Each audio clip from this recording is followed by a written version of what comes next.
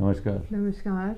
Today's story number 26 is from Sundays for Tuesday. एक बच्चा होता है, उसके शरीर में जो सारे अंग होते हैं उनकी आपस में एक दिन बड़ी हलचल भरी डिस्कशन हुई और सारे अंगों ने कहा कि ये जो पेट है ना, ये बहुत पेटू है और जो भी खाते हैं हम सारा वही रख लेता है और बाकी सारे अंगों को तो कुछ मिलता ही नहीं है। सो द हैंड सेड के देखो खाना प्लेट में डालती है माँ, तो मैं उसको तोड़ तोड़ के छोटे छोटे पीसेस बना के मुंह में डालता हूँ, लेकिन मेरे को तो कुछ मिलता नहीं है। और इसी तरह लेग्स ने बोला कि खाने के टेबल तक तो मैं ही लेकर जाता हूँ, मुझे भी कुछ नहीं मिलता। अरे बॉडी के पार्ट्स जो हैं वो हाँ, आपस में वो लड़ रहे हैं, बात कर रहे हैं, जो डिस्कशन कर रहे हैं कि हम लोग जो टीथ है वो कहते हैं मैं ग्राइंड करता हूँ, सारी चीज़ को काटता हूँ, काट के पीसेस बनाता हूँ और लेकिन मुझे तो कुछ नहीं मिलता, सारा ये पेट खा जाता है। जो ज़ुबान है वो कहती है कि भाई मैं तो उसको 1 सेकंड के लिए टेस्ट करती हूँ और उसके बाद उसको मैं नीचे जो है पेट के अंदर भेज देती हूँ, तो मुझे तो कुछ मिलता नहीं है। दिमाग कहता है कि मैं अगर सारों को इंस्ट्रक्शंस ना दूं तो कोई भी कुछ नहीं करेगा, मुझे तो कभी कुछ नहीं मिला, सारा ये पेट ही खा जाता है, इसीलिए ये पेट इतना मोटा है। So all the organs together, they decided to teach the stomach, which they said is a greedy pig. They said, let's teach a lesson to the greedy pig. So they all ganged up against the stomach. तो legs ने बोला कि हाँ, मैं table तक जाऊंगा ही नहीं, इस बॉडी को जब तक मैं डाइनिंग टेबल तक नहीं ले जाऊंगा तब तक कैसे खाएंगे। तो हाथ ने बोला कि अगर तुम टेबल तक चले भी जाओगे तो भी मैं खाने को तोड़कर मुंह में नहीं डालूंगा। और मुंह ने बोला कि अगर माँ फोर्स करेगी और खाने को मेरे अंदर डालेगी भी तो मैं ज़बरदस्ती। उसको I will not swallow it, I will spit it out, मैं उसको थूक दूंगा, हम बिल्कुल नहीं खाएंगे। सो सारे बॉडी पार्ट्स ने एक तरह से यूनियन बना ली कि हम तो भाई पेट के खिलाफ ये लड़ाई लड़ेंगे।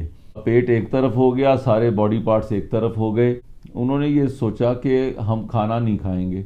अब माँ उसको खाना दे रही है बच्चे को, बच्चा कह रहा है मैं नहीं खाऊंगा, उसके पास वो खाना रख देती है, बड़ी सुंदर बर्फ़ी जलेबी।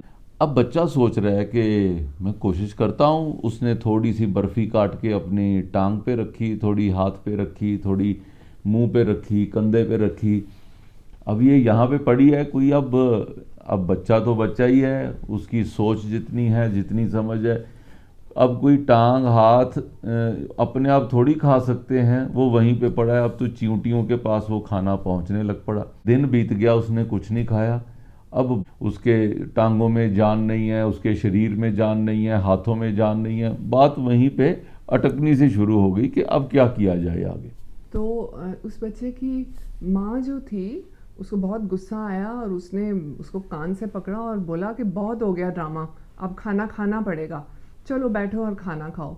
अब बच्चा भी हार चुका था, एकदम एग्जॉस्ट हो गया, एनर्जी भी ख़त्म हो गई, तो उसने चुप करके मुंह खोला और माँ ने खाना खिला दिया। थोड़ी देर में वो ठीक हो गया और फिर खेलने के लिए चला गया। इस कहानी से हम क्या सीख सकते हैं? हर कोई जो अंग है उसका अपना एक रोल है। All the organs they did not have any right to say that the stomach is the greedy one. Actually तो स्टमक सारे खाने को पचा के सारे अंगों के पास भेज रहा है, but that is an invisible task which the stomach is doing. So in the same way, God has made this entire universe. It is actually like a jigsaw puzzle, and each one of us is a very very minuscule part of the jigsaw puzzle. तो जो हमारी duty भगवान ने लगाई है, जो काम हमारे ज़िम्मे लगा है, हम उसी की तरफ ध्यान दें, उसी को परफेक्शन से करें और ये ना कहें कि वो नहीं कर रहा, वो क्यों कर रहा है, दूसरों की तरफ उंगली ना उठाएं, सिर्फ अपने ऊपर ध्यान दें और अपना काम अच्छे से करें। ये काम सबको अपना अपना करना चाहिए। जब खाना पेट के अंदर जाता है तो पेट उसको पचाता है, पचाने के बाद वो सारा रक्त का निर्माण होता है, आपका खून जो है सारे आपके बॉडी पार्ट्स में जाता है, तभी बॉडी पार्ट्स चलते हैं। आज के समय में भी जिस तरीके से लॉकडाउन हुआ है, लॉकडाउन के अंतर्गत डॉक्टर्स अपना काम कर रहे हैं, पुलिस वाले अपना काम कर रहे हैं, सरकारी कर्मचारी अपना काम कर रहे हैं, सफाई वाले अपना काम कर रहे हैं। आप सबको कहा गया है कि घर पर बैठिए, ये भी एक काम है। मेरी आप सबसे प्रार्थना है कि आप घर में बैठिए। ये जो भगवान की पूरी कायनात है उसके हिस्से के अंदर आपको ड्यूटी दी गई है कि आपने घर बैठना है। आपको बहुत बहुत शुभकामनाएं सनरेज फॉर ट्यूसडे की तरफ से। कल सनरेज फॉर वेडनेसडे में से नई कहानी लेकर आपके सामने आएंगे।